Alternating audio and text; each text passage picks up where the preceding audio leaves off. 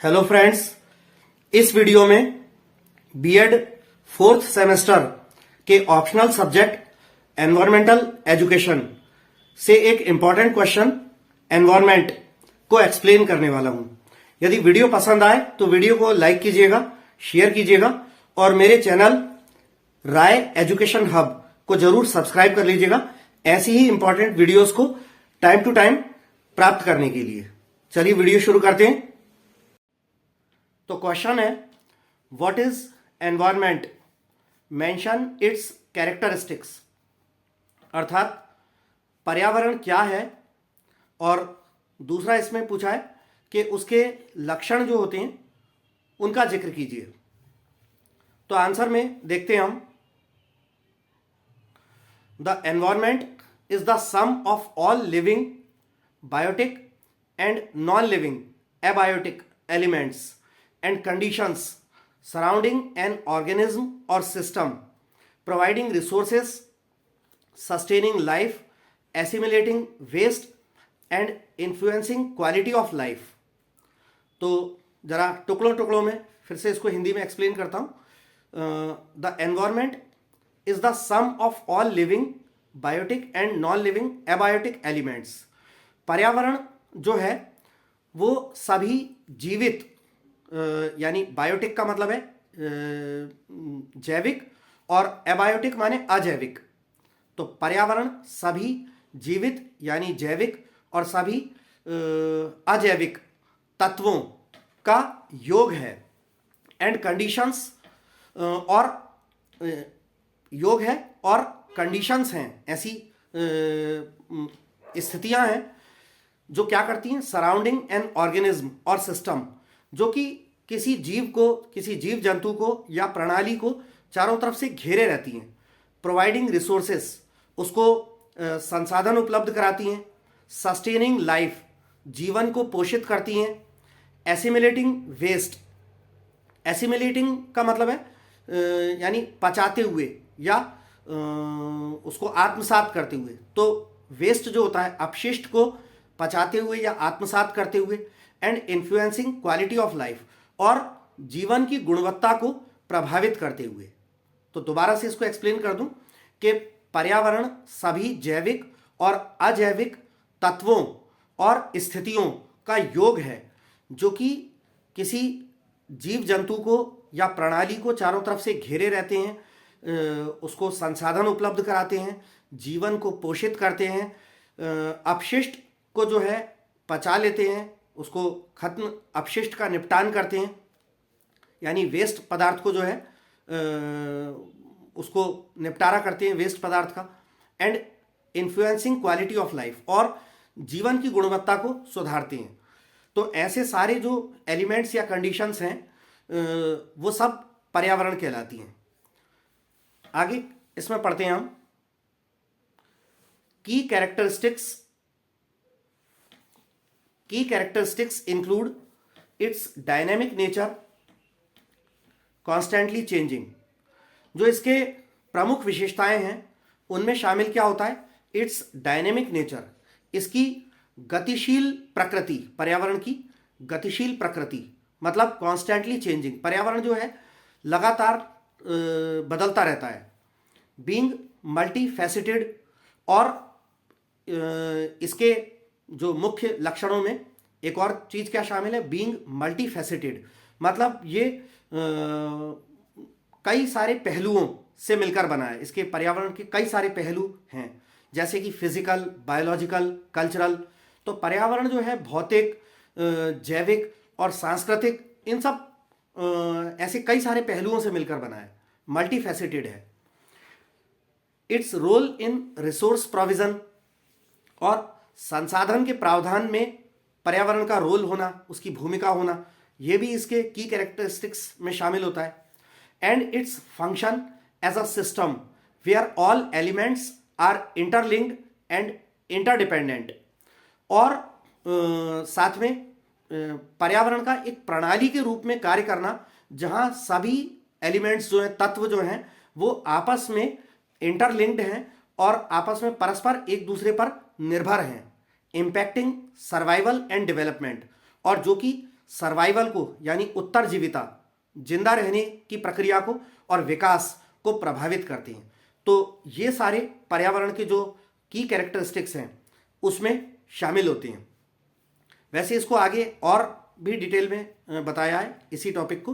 पर्यावरण के जो मुख्य जो कैरेक्टरिस्टिक्स हैं, लक्षण हैं, उसमें बताया है विशेषताओं में। आगे हम पढ़ते हैं, अगला पॉइंट इसके अंदर आता है components of the environment. Environment के जो कंपोनेंट्स यानी इसके भाग या इसके अंग या इसके अंश कहें या इसके अवयव कहें, कि मतलब किन किन भागों से मिलकर, किन अवयवों से मिलकर एनवायरनमेंट पर्यावरण हमारा बनता है। तो ये इसके भाग जो होते हैं ये आप देख सकते हैं, ग्रीन कलर में लिखा है बायोटिक यानी ब्रैकेट में लिविंग।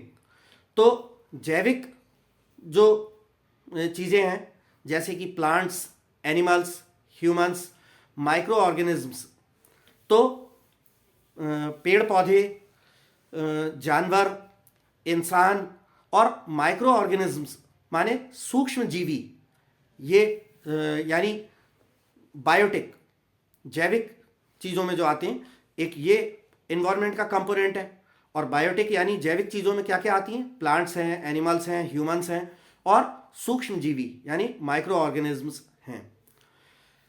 एक और इन्वायरमेंट का कंपोनेंट है एबायोटिक माने नॉन लिविंग, अजैविक। अजैविक चीज़ें जैसे कि air, water, soil, sunlight, rocks, climate, landforms जैसे कि वायु, जल, मिट्टी, धूप, सूरज की रोशनी, रॉक्स चट्टानें, जलवायु, लैंडफॉर्म्स और भू आकृतियाँ जो हैं, ज़मीनी आकृतियाँ जो हैं यानी मैदानी इलाके, पहाड़, पर्वत, चट्टानें आदि, ये सब नॉन लिविंग जो हैं एबायोटिक, ये भी पर्यावरण के कंपोनेंट्स में आते हैं। अब आगे आता है मेजर स्फीयर्स यानी इसके जो बड़े बड़े जो प्रमुख जो इसके क्षेत्र हैं, बड़े बड़े क्षेत्र पर्यावरण के। तो एनवायरनमेंट के क्या क्षेत्र हैं, तो इसके क्षेत्रों में एटमॉस्फेयर यानी ब्रैकेट में एयर यानी वायुमंडल। तो वायुमंडल और वायुमंडल के अंदर पाई जाने वाली तमाम प्रकार की गैसेस आदि जो हैं ये पर्यावरण के का एक क्षेत्र है। लिथोस्फीयर मीन्स लैंड, तो लिथोस्फीयर माने भूमंडल या स्थल मंडल। तो जमीनी भाग जितना है, धरती, जमीन और पहाड़, पर्वत, चट्टानें आदि, ये सब भूमंडल, स्थल मंडल भी पर्यावरण का क्षेत्र है। अगला है हाइड्रोस्फीयर माने वाटर। तो जलीय क्षेत्र जितना भी है धरती पर, जो समुद्र हैं, नदियां हैं, तालाब हैं, जहाँ जितना भी जलीय क्षेत्र है और जैसे कि ग्लेशियर्स आदि हैं, ये सारा हाइड्रोस्फीयर होता है। और बायोस्फीयर माने लिविंग थिंग्स, बायोस्फीयर माने जैव मंडल, ठीक। हाइड्रोस्फीयर माने जलमंडल, लिथोस्फीयर माने स्थल मंडल, एटमॉस्फेयर माने वायुमंडल और अगला बायोस्फीयर, चौथा बायोस्फीयर माने जैव मंडल यानी कि लिविंग थिंग्स। तो जितने भी जीव जंतु हैं, इंसान हैं, सूक्ष्म जीवी हैं, कीड़े मकोड़े आदि हैं, ये सारे बायोस्फीयर में आते हैं। तो ये एटमॉस्फेयर, लिथोस्फीयर, हाइड्रोस्फीयर, बायोस्फीयर, ये चार प्रमुख क्षेत्र होते हैं एनवायरनमेंट के, ठीक। अब इसमें रेड में आप फिर से देख सकते हैं कैरेक्टरिस्टिक्स ऑफ द एनवायरनमेंट। पर्यावरण की जो विशेषताएं या इसके लक्षण होते हैं वो क्या होते हैं। तो इसमें पहला बताया है इंटरडिपेंडेंस माने परस्पर एक दूसरे पर निर्भरता। तो इसमें बताते हैं all components biotic and abiotic are interconnected and affect each other. तो पर्यावरण के जितने भी अव्यय हैं, सारे जो कंपोनेंट्स हैं यानी कि बायोटिक और एबायोटिक, जैविक और अजैविक, वो आपस में परस्पर एक दूसरे से जुड़े हुए हैं एंड अफेक्ट ईच अदर, और एक दूसरे को वो प्रभावित करते हैं। तो इंटरडिपेंडेंस माने परस्पर एक दूसरे पर निर्भरता होना, ये एक लक्षण है, एक विशेषता है पर्यावरण की। दूसरा है dynamic, it is always changing due to various internal and external influences. Dynamic माने गतिशीलता, तो पर्यावरण जो है गतिशील है, ये हमेशा बदलता रहता है विभिन्न प्रकार की आंतरिक और बाहरी प्रभावों के कारण। तो इसका हमेशा बदलता रहना यानी इसकी गतिशीलता, ये भी एक एनवायरनमेंट का कैरेक्टरिस्टिक है। अगला है रिसोर्स प्रोवाइडर, संसाधन उपलब्ध करता, यानी पर्यावरण जो है संसाधनों को उपलब्ध कराता है, जैसे supplies renewable would, soil and non renewable resources. तो ये नवीनीकरण के होने योग्य जैसे कि लकड़ी है, मिट्टी है आदि, और नॉन रिन्यूएबल रिसोर्सेस, और जो जिनको रिन्यू नहीं किया जा सकता ऐसे संसाधन पर्यावरण इनकी आपूर्ति करता है, इनको उपलब्ध कराता है। अगला कैरेक्टरिस्टिक जो है पर्यावरण का वो आप देख सकते हैं लाइफ सस्टेनर, मतलब जीवन को पोषित करने वाला, ये जीवन को पोषित करता है। तो इसमें क्या लिखा है, provides essentials like air, water and food for survival. तो लाइफ सस्टेनर इसलिए कहा गया है पर्यावरण को क्योंकि ये सर्वाइवल के लिए यानी जिंदा रहने के लिए सभी जीव जंतुओं को, प्राणियों को हवा, पानी और भोजन उपलब्ध कराता है। अगला है वेस्ट एसिमिलेटर। वेस्ट माने अपशिष्ट, जो चीज़ें वेस्ट हो जाती हैं, जैसे ह्यूमन वेस्ट, गंदगी वगैरह, ऐसी कई सारी चीज़ें। तो जो मतलब अपन कहें अगर जीव जंतु जो मल त्यागते हैं तो वही एक प्रकार का वेस्ट है। या अगर कोई ये माने अपन कि कोई जीव जंतु, किसी की जानवर की डेथ हो जाए और उसकी डेड बॉडी पड़ी सड़ रही हो, ये भी एक वेस्ट है। तो वेस्ट का जो है एसिमिलेटर यानी उसको पचाने वाला, आत्मसात करने वाला, ये भी होता है पर्यावरण।